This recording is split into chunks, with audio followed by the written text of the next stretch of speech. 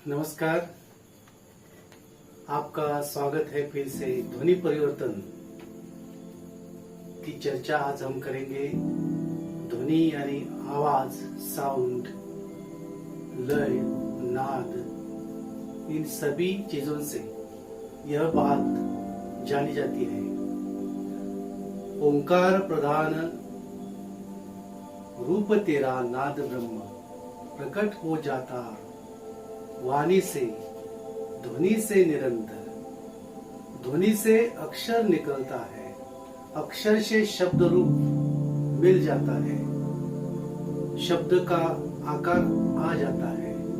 शब्द वाक्य का चयन करते हैं, आशय बन जाता है और इसी परिक्रमा को चलते चलते, संभाषण करते करते, संभाषण को सुनाते सुनाते, कहते कहते जीवन आगे ही बढ़ता जाता है। ध्वनि आत्मा का प्रकटीकरण है। मन की बात होठों पर आकर आगे निकल पड़ती है। हम बोलते हैं, बोलने का प्रयास करते हैं। छोटा बालक भी बोलने का प्रयास करता है, अनुकरण करता है। उसी अनुकरण से एक दिन वह भाषा बोलता है। जैसे उसको जिस भाषा को पढ़ाया जाता है, जिस भाषा को सिखाया जाता है, उसी भाषा का अनुकरण वो बालक करता है। इसलिए भाषा या ध्वनि अनुकरणीय है, ये बात आपके ध्यान में आनी चाहिए। लंबे शब्दों का छोटा रूप देकर हम जब भी बोलेंगे तब कम समय में, समय तो कम लगेगा ही, पर बड़ा आशय बताने की चेष्टा हम करते हैं। इससे भाषा के रूप में बदलाव आता है। ध्वनि, शब्द, वाक्य खंड, वाक्य स्वयं ही बदल जाते हैं। उसमें ध्वनि के लिए कौन सा सिंबल हो, कौन सा चिन्ह हो, इसका चयन भी स्वाभाविक रूप से बड़े अरसे से बदलते बदलते आज तक चलता ही रहा है। पहले वाली भाषाएं भारोपीय थी, भारोपीय से संस्कृत, संस्कृत से प्राकृत, प्राकृत से पाली, पाली से मागधी, मागधी से अर्धमागधी, अर्धमागधी से खड़ी बोली, और आज 20वीं सदी में, 21वीं सदी में हम खड़ी बोली का, हिंदी का आज का चलता हुआ रूप देखते हैं। कितने स्वाभाविक, कितने निरंतर बदलाव हम ध्वनि की या भाषा की दृष्टि से देखते आ रहे हैं। जब हम अज्ञान बनते हैं या हमारा भाषा से कोई लगाव नहीं रहता, तब हम सुनी बात को सही ढंग से दोहराते नहीं। उसी वक्त भी ध्वनि का परिवर्तन आ जाता है। अशिक्षा से जो बोला गया है, उसी वाक्य को ठीक ढंग से बोल पाते नहीं, और उसी जगह भाषा में बदलाव आ जाता है। ध्वनि परिवर्तित होता है। बाजार का बाजार हो जाना, आलोचना का आलोचना हो जाना, लैंटन का लैटन हो जाना, टागोर का टैगोर हो जाना, मिश्र का मिश्रा हो जाना, ये सभी बातें क्या बताती है? हमारा अज्ञान, हमारी अशिक्षा। हम भाषा की तरफ से शिक्षित नहीं रहते, अज्ञानवश हम बोलते हैं, कुछ भी बोलते हैं, और भाषा में बदलाव आता है, ध्वनि में बदलाव आता है। कई कारणों से हमारे पास अच्छा खासा समय नहीं बच पाता। हम शीघ्रता से अपनी बात दूसरे को बताने की कोशिश करते हैं, क्योंकि हमारे पास समय नहीं होता। समय बचाने की ढंग में, चेष्टा में हम कुछ भी बोल देते हैं, शॉर्टकट मारते हैं, संक्षिप्त में बोलते हैं। उसी जल्दबाजी में ध्वनि की परिभाषा, परिवर्तन निश्चित रहता है। उसी बदलाव को, भाषा के उसी चेंज को, बदलाव को हम नहीं रोक सकते। उदाहरण के तौर पर हम देखेंगे तो उन्होंने का उन्नी बोलते हैं, किन्होंने का किन्ने बोलते हैं। कई बार दो भाषाएं मिक्स करके बोली जाती है। इतनी बोली जाती है कि कौन सी भाषा मूल भाषा है और दूसरी भाषा कौन सी है, इसमें हम फर्क नहीं करते। उसे हम इंग्लिश कहते हैं, विंग्लिश कहते हैं, वगैरह वगैरह। बाद में बलाघात ऐसी चीज है जहां पर इंटोनेशन होता है। इस इंटोनेशन में फॉलिंग इंटोनेशन, राइजिंग इंटोनेशन, ऐसी बातें आती है। मैंने आम नहीं खाया है, मैंने आम नहीं खाया है। दूसरे वाक्य में मैंने आम नहीं खाया है, बदलाव आता है। तीसरे वाक्य में मैंने आम नहीं खाया है, फिर से बदलाव आता है। मैंने आम नहीं खाया है, फिर से बदलाव आता है। ये उदाहरण है बलाघात के इंटोनेशन। अप एंड ऑन में चेंजेस द साउंड। ध्वनि को बदलने की प्रक्रिया हम देख सकते हैं। बलाघात अच्छी तरह से इस्तेमाल में नहीं लाया गया, तब भी वाक्य अपना अर्थ बदल जाता है। मैंने अंगूर नहीं चुराए। इस वाक्य में जब बलाघात ठीक नहीं होगा तो बात बिगड़ जाएगी। मैंने अंगूर नहीं चुराए, मैंने अंगूर नहीं चुराए, मैंने अंगूर नहीं चुराए। इसी बात को लेकर बलाघात बहुत से परिवर्तन ध्वनि में लाता है। शब्द सादृश्यता, यह भी एक बात है। सादृश्यता के होने के कारण होमोफोन्स और होमोनिम्स आदमी को फंसाते हैं। आदमी बोलता है एक और उसका अर्थ निकलता है दूसरा। जैसे कि सन, सन पहले वाले में SON है, दूसरे वाले में SUN है। यह ध्वनि जब भी हमारे पास आते हैं तब कोई भी व्यक्ति हड़बड़ा हो जाता है। उसे बोलना पूर्ण होने तक पता ही नहीं चलता हम क्या बोल उठे। बोलना भी था एक और अर्थ दूसरा ही बन गया।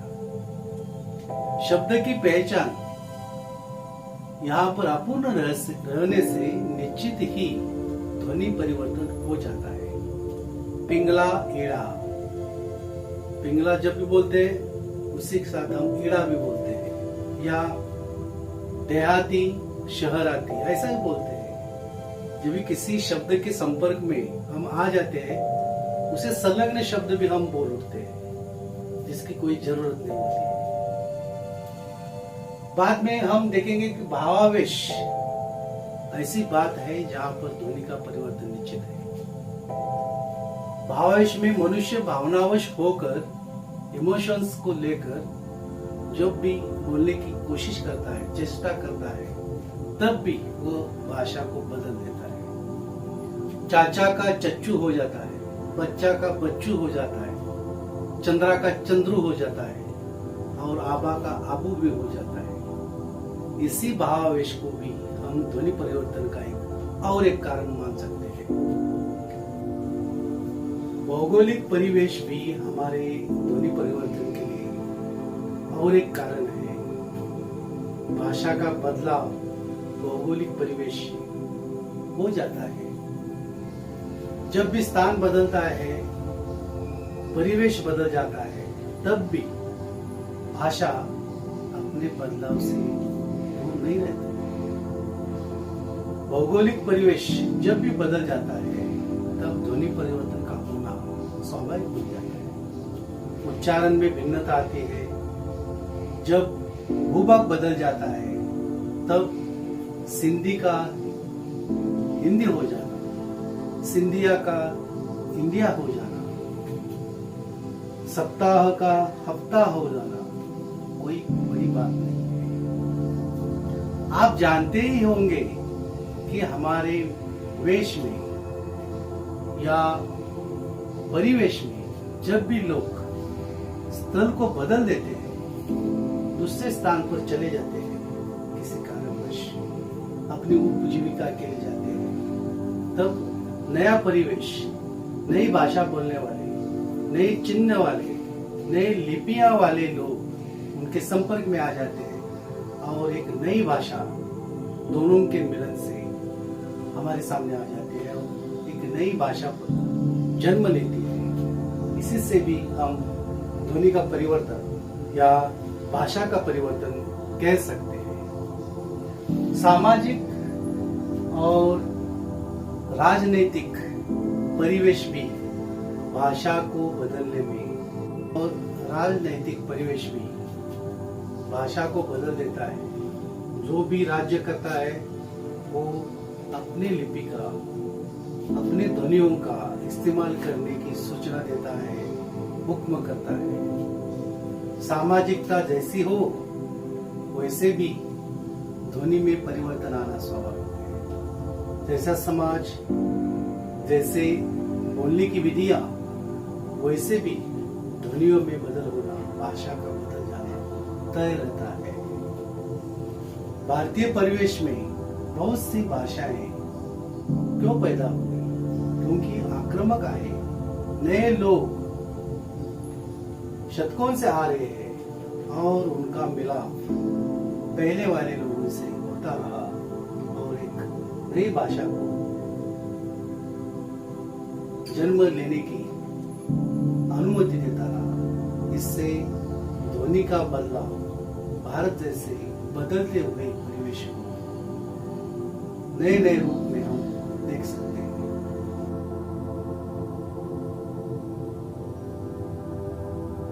भाषा परिवर्तन या ध्वनि परिवर्तन हम देखते हैं कि अपभ्रंश जैसी बड़ी चीज ध्वनि परिवर्तन में अपने परिवेश में सामने आती है। अपभ्रंश जैसी बात भाषा को हर 10 मील में, हर 6 मील में बदलने का बहुत बड़ा कारण है। जैसे कि कोई बोलता है लैंटर्न, ये बोलने में क्या होता है, कठिन पड़ता है, इसलिए उसका लाटन ऐसा उच्चार करना। कोई बोलता है मैनचेस्टर, बाद में उसका माजर पाठ होता है। कोई बोलता है पैंटलून, पैंटलून का पतलून में बदलाव आना भाषा में बदलाव की स्थिति में सहज है। ईस्टर का आइतवार बनना ध्वनि परिवर्तन का अगला रूप है। ध्वनि परिवर्तन के एक बढ़कर कारण है। कोई परिवेश में हम भाषा को स्वीकारते हैं, अपने में भी उसी तरह का बदलाव लाते हैं। जैसा परिवेश वैसी भाषा। इस बदलाव को जो नहीं स्वीकारता है वो पीछे रह जाता है, पिछड़ा बनता है। इसलिए भाषा में होने वाले बदलाव हर एक को स्वीकारने पड़ते हैं, उसका स्वागत करना पड़ता है। परिवर्तन ही सृष्टि का विशेष रूप रहा है। जहाँ पर परिवर्तन नहीं है वहाँ जीवन नहीं है, वहाँ भाषा नहीं है, वहाँ ध्वनि नहीं है। इसलिए ध्वनि परिवर्तन अविरत चलने वाली प्रक्रिया है, जिसका कोई स्टॉप नहीं है, थमने का नाम नहीं लेती है। उच्चारण की सुविधा भी भाषा परिवर्तन या ध्वनि परिवर्तन करती है। उच्चारण जैसे तालु, कंठ, मुख का आकार, जिह्वा या स्वर यंत्र सभी को लेकर हम जब भी अभ्यास करते हैं, जब भी ध्वनि परिवर्तन में उसका मायना जोड़ते हैं, वहां पर स्वतंत्र या उच्चारण स्थिति ध्वनि परिवर्तन को निश्चित रूप में बदलाव लाने में सक्षम रहती है।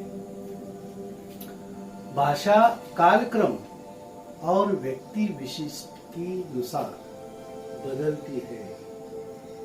जब भी समय बदलता है, टाइमलाइन बदलती है, तब भी भाषा का बदलना आवश्यक है। यहाँ पर एक बताने वाली चीज है, जब हम दाऊ कहते हैं उसका बदला हुआ रूप यू है। दाऊ को हम आर्काइक वर्ड बोलते हैं। महामहिम ये पहले वाला शब्द है, आज हम उसका श्री बोलते हैं, श्रीमान बोलते हैं, माननीय बोलते हैं। इसे आर्काइक वर्ड बोलते हैं। Ancient words are specifically used to perform the specific elements, specific events.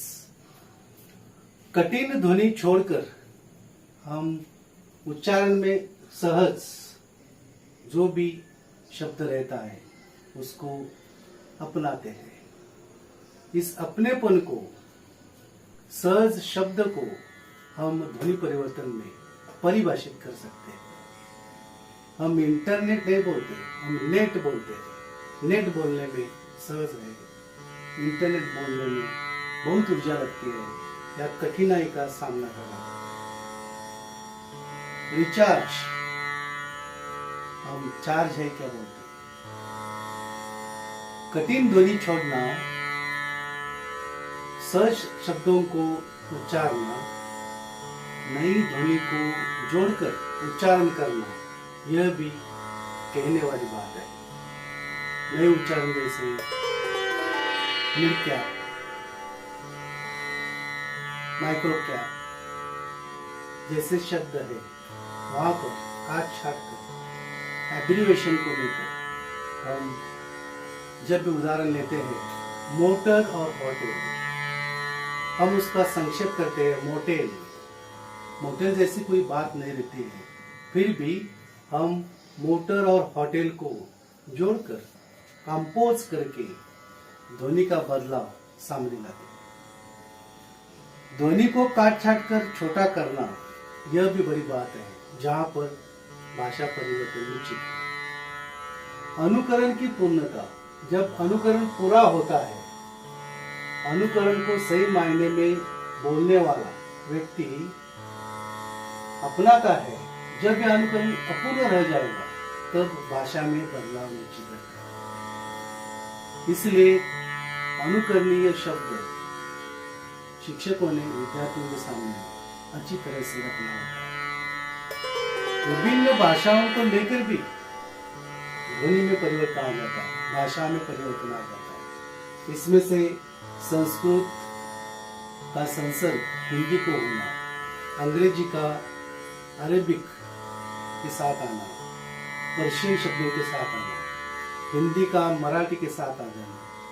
कहीं पर बोला जाता है परडे में रेड़कुआर डेरा, यहाँ पर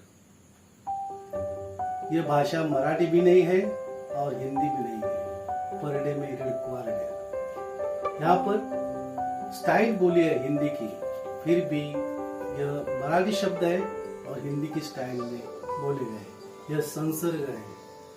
भाषा विज्ञान के लिए यह बात